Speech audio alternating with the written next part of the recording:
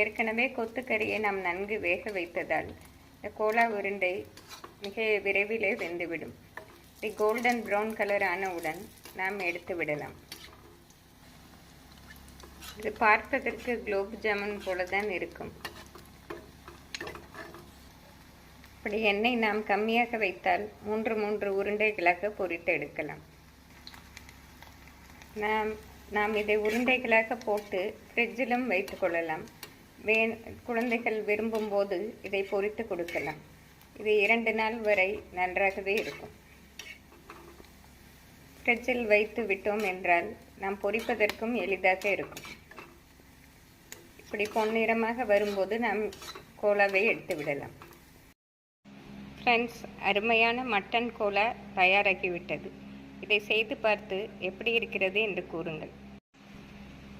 நன்றி, வணக்கம்.